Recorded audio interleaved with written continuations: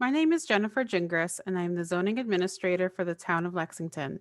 I am here to present Article 41 to amend the zoning bylaw, Chapter 135, to add a new section 4.2.6 to allow specific types of accessory buildings in the setback, otherwise known as sheds.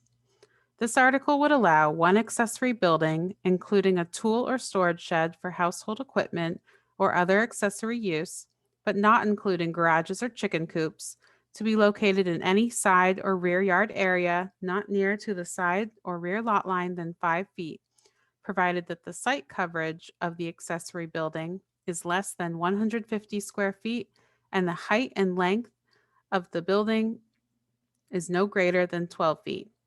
In other words, it would allow residents to place a shed 5 feet from the lot line in their backyard as long as it's less than 150 square feet and no wider or taller than 12 feet. Why do we need a bylaw? Town staff receives numerous inquiries about the placement of garden and tool sheds every week.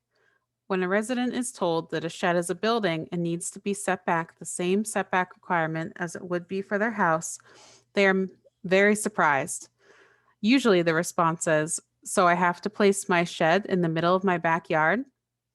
Some residents ask if they may seek a variance to place the shed closer to the lot line.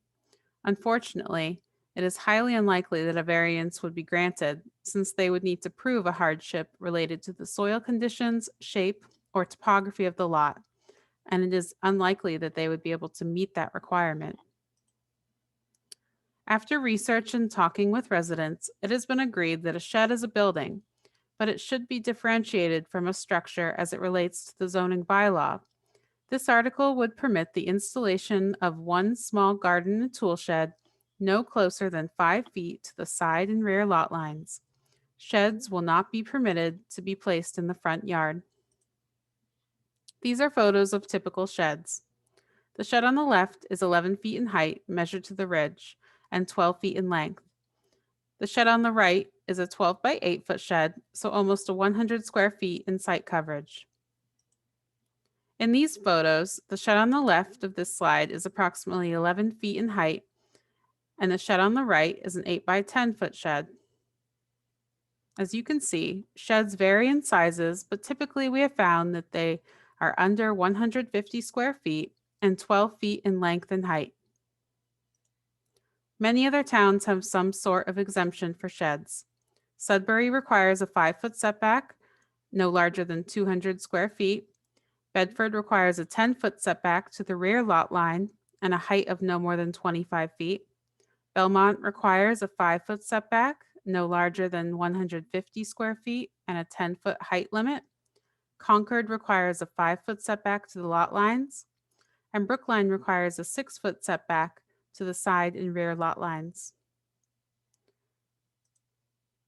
In conclusion, this article is being presented because the residents have asked for relief and alternatives. Sheds are not large buildings, and the limitation proposed is typical for a shed. Allowing the sheds will help many residents with storage solutions for less valued home goods, and allowing the sheds to be set closer to the lot lines will allow for more room for residents to enjoy their backyard. Thank you for listening, and I look forward to hearing your questions and comments.